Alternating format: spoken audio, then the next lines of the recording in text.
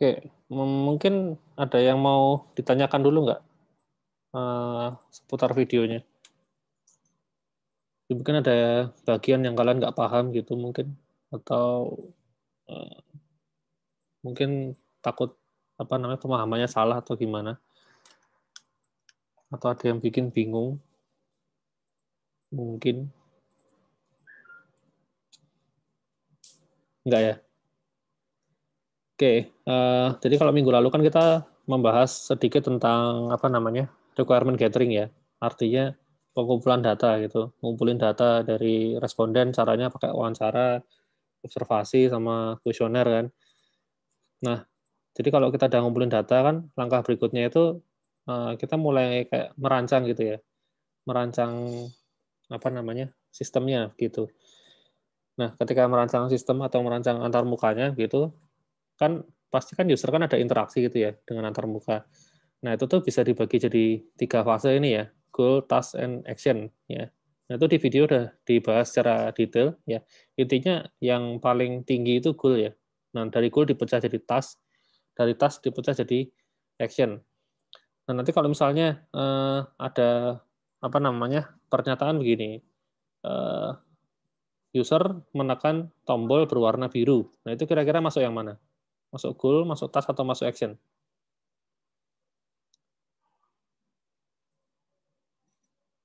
User menekan tombol warna biru. Action, Pak. Action, Pak. Action, ya betul. Udah pada pinter-pinter ya. Mantap. Jadi, kenapa kok ada yang tahu kenapa itu masuknya action? Karena itu langkah-langkah, Pak. Oh ya langkah, ya semua langkah juga. Eh, Nggak, jadi ya kenapa dia masuk action? Karena kalau dia itu berdiri sendiri itu kayak nggak ada artinya gitu loh. Jadi kalau kamu misalnya kalian baca ya, user menekan tombol biru gitu, ngapain sih gitu? Kan nggak ada artinya gitu kan. Kecuali dia digabung dengan yang lain. Jadi langkah pertama user menekan tombol biru. Nah terus kemudian langkah yang kedua misalnya apa? Ada tampilan baru muncul. Nah kayak gitu kan baru ada karena ada sambungannya gitu kan baru kelihatan itu ya. Kayak gitu. Jadi kalau action tuh ciri-cirinya dia itu kalau cuma berdiri sendiri itu kayak kayak nggak ada gunanya gitu ya. Menekan tombol biru ngapain gitu. Nah, seperti itu. Nah, jadi gabungan beberapa action itu disebut dengan task gitu. Jadi misalnya tasknya adalah membuka pintu. Nah, misalnya gitu ya. Membuka pintu tuh task ya. Kenapa? Karena yang pertama itu eh, tujuannya jelas itu loh. Task itu tujuannya jelas ya, membuka pintu gitu kan. Nah, terus langkah-langkahnya baru tadi menekan tombol biru gitu kan. Terus yang kedua, misalnya lampu hijau akan menyala, terus kemudian yang ketiga pintu terbuka. Nah, itu actionnya ya. Kayak gitu. Seperti itu. Nah, kalau goal itu sebenarnya isinya lebih lebih kayak tujuan yang jauh lebih umum gitu ya. Misalnya kalau misalnya apa namanya situs jual beli kayak kayak Tokopedia gitu misalnya, goalnya ya membeli HP Samsung gitu ya, Galaxy S20 gitu misalnya. Itu goalnya ya. Nah, tasnya yang pertama tasnya ya mencari HP-nya, yang kedua itu melakukan check out, yang ketiga bayar misalnya kayak gitu. Nah, masing-masing nanti ada stepnya sendiri-sendiri ya. Mencari HP itu kan bisa actionnya pertama mengetikkan nama HP-nya di kolom searching gitu kan. Terus yang kedua pilih tombol itu tambahkan ke keranjang gitu ya. Terus nomor ketiga akan muncul notifikasi misalnya bahwa barangnya sudah ditambahin ke keranjang kan kayak gitu. Terus tas yang kedua tadi apa? Check out ya. Nah, check out itu kita masukin nama, masukin alamat, terus kemudian masukin milih jasa pengiriman ya dan seterusnya gitu ya sampai kita milih metode pembayaran. Nah, seperti itu. Terus yang ketiga melakukan pembayaran sendiri juga stepnya ada panjang ya.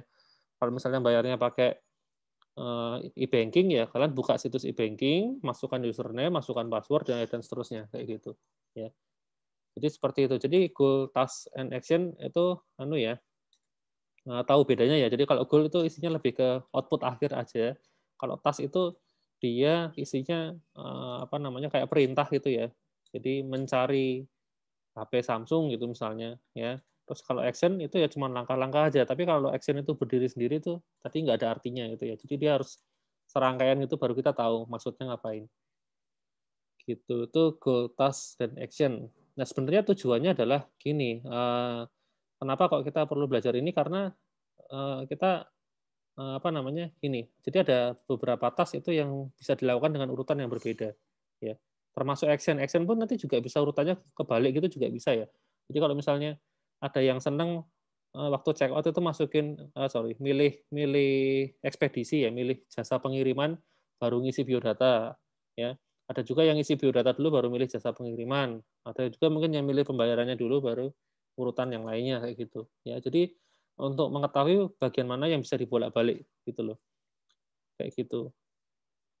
Kemudian yang tas juga sama ya, siapa tahu ada tas yang bisa ditukar atau memang harus urut, nah kayak gitu kan nanti ngaruh ke desainnya kan, intinya sih gitu, ya. Kemudian bisa juga sih pakai ini ya, skenario dan use case, ya.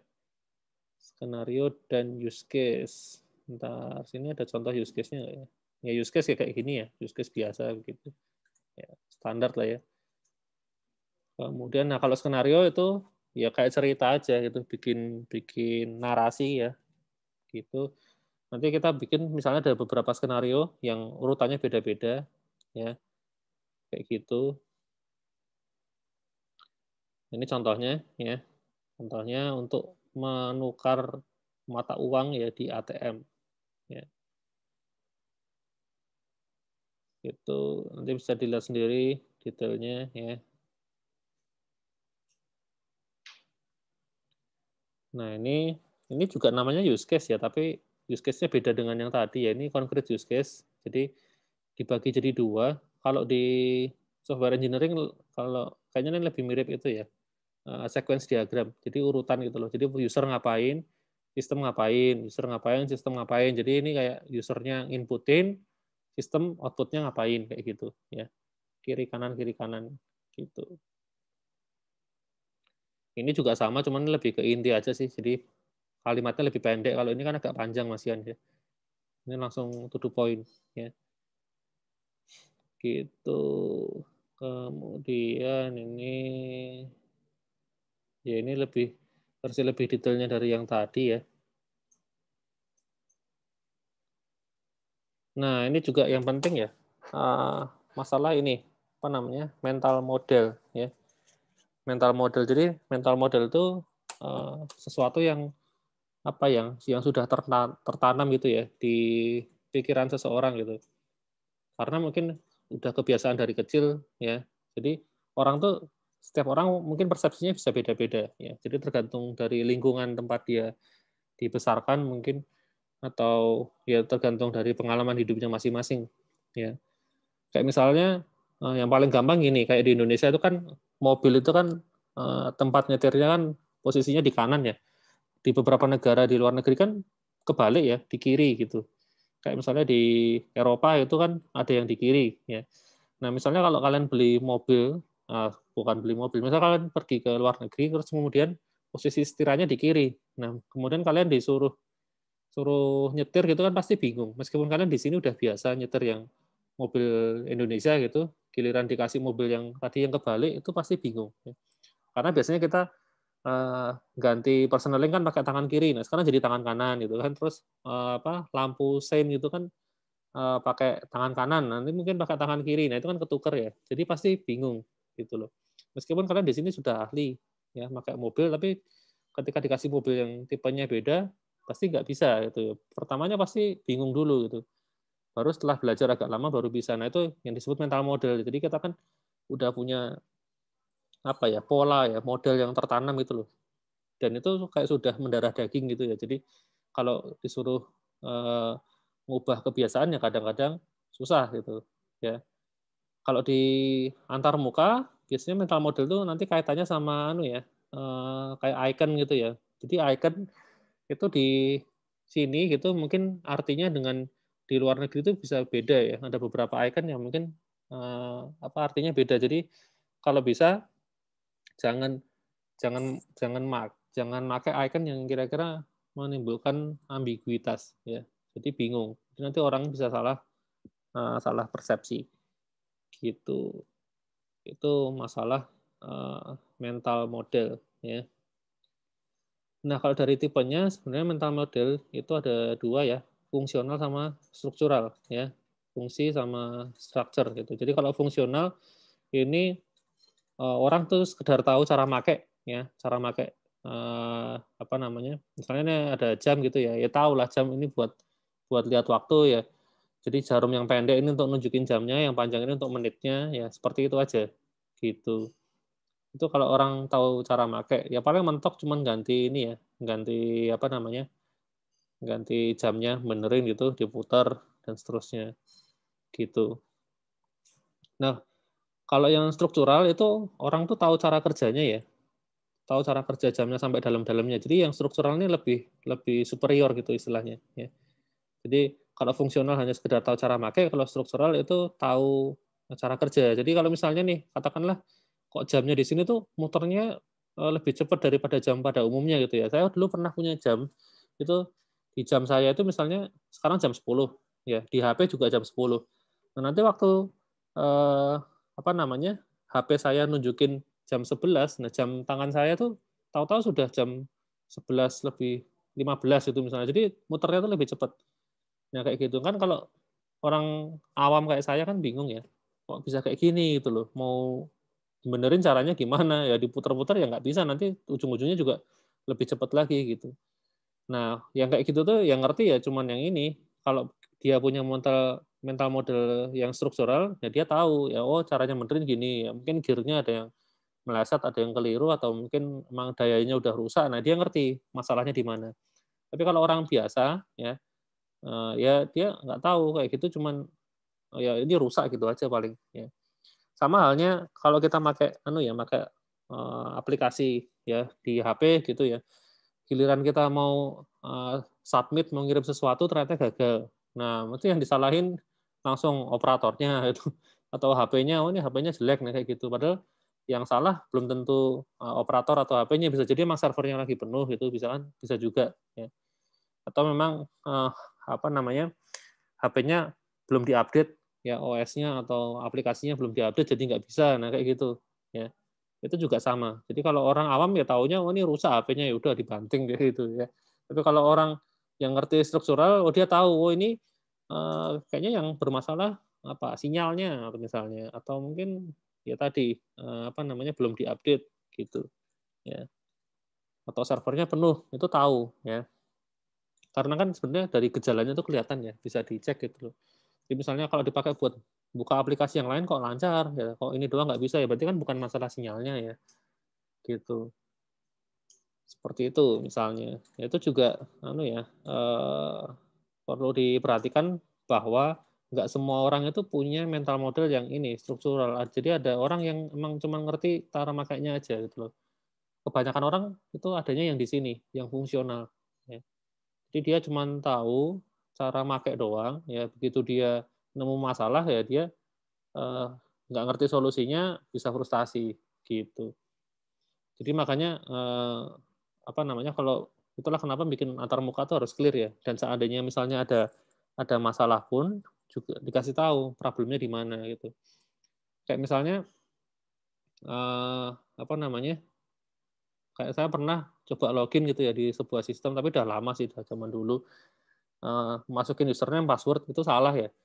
Terus kemudian saya submit ya cuma keluar tulisan login gagal gitu, nggak tahu gagalnya kenapa gitu kan. Nah itu sangat tidak membantu ya, kayak gitu. Harusnya kan dikasih tahu misalnya username atau password-nya salah, atau mungkin, tidak ada koneksi atau captcha-nya salah, nah kayak gitu ya. Itu harus clear gitu, masalahnya tuh di mana sih, gitu. Jadi harus informatif, ya. Karena nggak semua orang tadi ya, dia punya mental model yang struktural gitu. Kebanyakan kan punyanya yang ini, fungsional, gitu.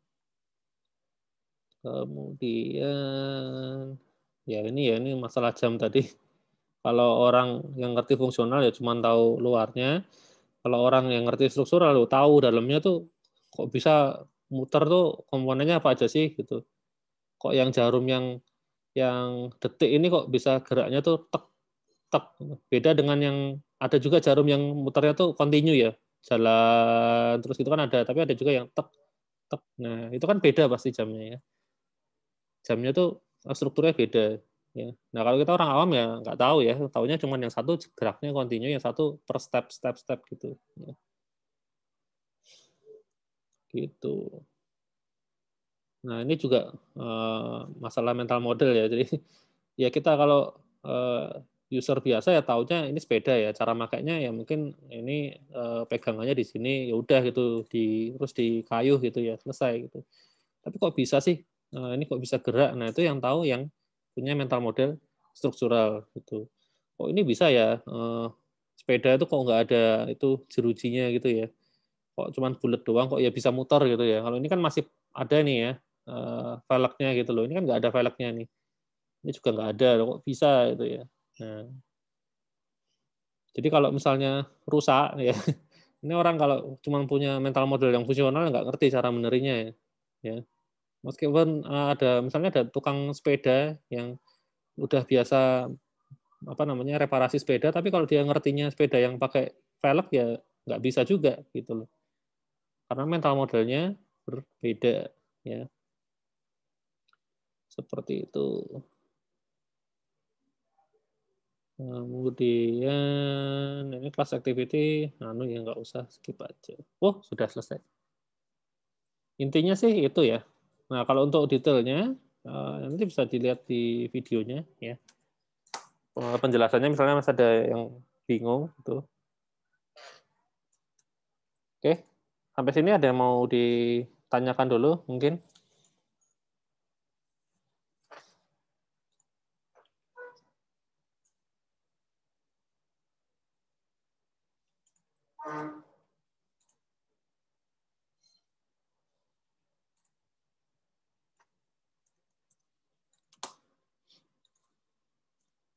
Adakah? Tidak ada. Sepertinya Masih tidak ada, Pak. ya masih cukup jelas ya. Masih gampang sih materinya, nanti paling agak pusing itu waktu hitung-hitungan ya. Kalau teori-teori kayak gini saya rasa nggak masalah ya, masih bisa lah. Oke, ya sudah kalau nggak ada ini ya untuk pengganti apa aktivitas kelas itu saya kan gantinya pakai kuis ya. Di Moodle sudah saya buka ya ini kuis 2 ya. Jadi silahkan dikerjakan. Jadi kuis 2 ini isinya kemarin 10 pertanyaan ya, waktunya 15 menit, bisa diambil 3 kali. Ya, jadi kalian bisa ambil sampai hari Minggu ya. Saya buka tadi pagi ya, jam 12, ditutup hari Minggu. Jadi ada waktu 5 hari buat ngerjakan ya. Jadi ya dikerjakan semaksimal mungkin ya. Kalau misalnya ngerasa masih nilainya kurang ya ambil lagi aja, kan masih sampai 3 kali. Dan yang diambil adalah yang nilai tertinggi. Ya. Jadi nyoba terus nggak masalah ya, nggak usah takut nilainya turun. Ya, kecuali kalau pakai yang rata-rata ya, rata-rata kan bisa turun tuh. Jadi kalau misalnya sekarang dapat 80, nah berikutnya kalau dapatnya 50 ya turun kan, gitu. Tapi kalau ini kan diambilnya yang paling tinggi, ya gitu. Nah, Pak, ya materi yang tadi di-share di mana ya, Pak? materi yang mana? Yang di slide PDF. Oh, PDF-nya. Oh iya, belum ada ya. Oh iya, baru videonya ya ini ya. Ya, saya upload-nya aja kalau gitu. Sekalian sekarang aja saya tambahin biar nggak lupa. Kadang kalau udah lewat tuh saya suka lupa masalahnya. File. Pak, kok aplikasi kayak buat investasi gitu kok kayak membingungkan ya, Pak? Waduh, Ini ada kemana? maksudnya gimana? Jadi misalkan kan kayak ada aplikasi investasi gitu kan, Pak. Misalnya, ada contohnya Misalkan nggak? yang iPod itu loh, Pak. Oh, iPod. Apa, Indo Premier itu ya? Iya, Pak. Heeh. Nah, itu kok kesannya susah, ini tasnya harus kemana aja sih kayak mau lihat-lihat. Kayaknya terlalu random, nggak bisa lihat. Kalau itu kan masalahnya itu ya, kayak buat saham gitu kan, iPod itu kan. Iya, Pak. Itu ya itu sesuai dengan yang materi kemarin ya. Jadi aplikasi semacam itu kan butuh domain khusus masalahnya. Jadi kamu sebelum pakai itu memang harus menguasai dulu ilmunya ya. Harus ngerti ini grafik ini apa sih gitu. Terus kemudian ini simbol ini apaan kayak gitu-gitu kamu harus ngerti dulu gitu baru bisa pakai. Beda sama misalnya Tokopedia gitu ya, kamu pakai pertama kali ya langsung tahu ini, oh kalau mau cari barang di sini, oh ini ada gambar bintang, terus ada angkanya 4 itu, oh ini rating, itu kan juga udah ngerti karena udah familiar gitu. Tapi yang aplikasi kayak itu tadi, kayak iPod, terus kayak apa Mirai gitu itu ya, nah itu memang ya khusus itu ya. Saya sama lah kayak itu aplikasi yang khusus lagi apa ya? Ya kayak apa komputer yang buat USG gitu ya. Saya pernah lihat itu aja saya bingung ya. Meskipun saya nggak pakai, cuma ditunjukin aja bingung juga ini maksudnya angka-angkanya apa sih gitu loh. Nggak ngerti juga kan. Karena itu tadi itu butuh domain khusus ya. Gitu. Jadi Kok emang nggak harus ada ini ya Pak? kenapa? Kayak apa? Kayak tutorial pertama tuh Pak. Jadi waktu masuk tuh kayak ada tutorialnya kan. Nah, Ini buat ini. tetap nggak paham tapi. Iya juga sih Pak. Iya kan? Ya memang karena harus ngerti dulu ya itu ya. Nggak bisa langsung pakai seketika gitu ya. Biasanya paling gampang kalau ada yang ngajarin ya. Soalnya emang ya kalau kita benar-benar masih awam ya soal kayak gituan ya susah gitu loh. Kecuali kalau misalnya kamu udah sering apa namanya mainan tentang investasi kayak gitu tuh ya, jadi ngerti istilah-istilahnya atau apa, terus bisa ngira-ngira sendiri. Oh ini tuh kayaknya maksudnya ini deh, nah, kayak gitu mungkin ngerti ya. Atau mungkin kalau anak-anak ekonomi ya, mahasiswa ekonomi mungkin lebih familiar gitu ya, harusnya sih lebih ngerti gitu kalau pakai itu. Kalau kita mungkin orang IT di kuliah nggak pernah dibahas kayak gitu, pas sekolah dulu juga nggak pernah ada ya wajar gitu sih, kayak gitu. Paham Pak. Oke. Itu memang contoh aplikasi yang tadi domainnya khusus ya, jadi butuh belajar dulu sebelum pakai. Ya. Beda sama online shop. Gimana ya Pak? online shop Instagram tuh awalnya dulu pas rilis juga kan itu beda ya, aplikasi belum pernah ada, tapi kan orang belajar nggak lama ya, karena ya ngerti lah ini sosial media apa sih buat posting apa foto, konten dan seterusnya gitu. Ada yang lagi yang mau ditanyakan mungkin sebelum saya tutup?